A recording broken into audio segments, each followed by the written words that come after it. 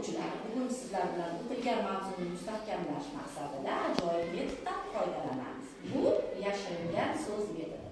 Diqqatingizni doskaga qaratamiz. Doskada stikerlar berilgan, stikerlarda esa harflar yozilgan. Siz harflarni tagidagi doirachalarga o'sha harflarni to'g'risiga tushirsangiz, so'z hosil bo'ladi. Buning uchun esa men savol beraman, savollarga javob berasiz.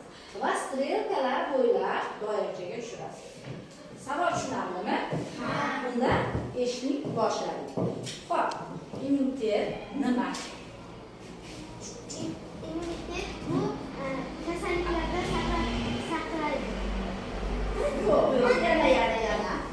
Immunitet bu biz kasal bo'lishimizdan oldini oladigan hujayramiz. Ya'ni kasallikka qarshi turadigan hujayramiz. Barakalla. Keyingisi yurak nimalardan iborat? Mushak. Barakalla. To'liq javob berishga harakat qilamiz. Yurakingizning kattaligi qancha?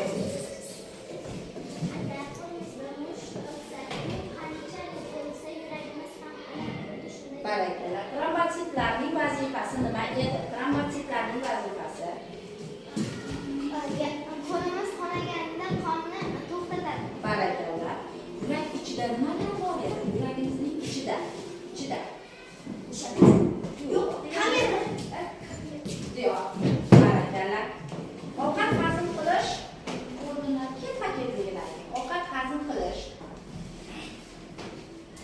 Og'iz boshlari, qizaloqga, ichak, oshqozon. Barakalla. Inson skeleti qancha? Inson skeleti. Inson skeleti 200 dan ortiq. Barakalla. Insonni himoya qiladigan nima edi? Ter. Barakalla diyor.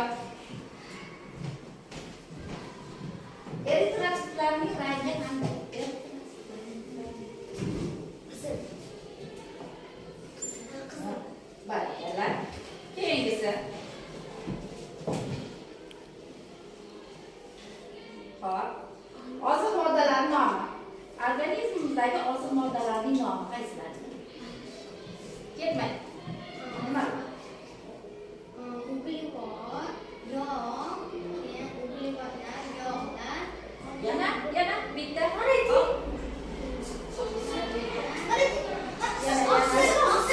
Oqsillar, barakalla. Bu ham to'g'ri. Xo'p, keyingisi. Bir yum uzunlik o'lchovi.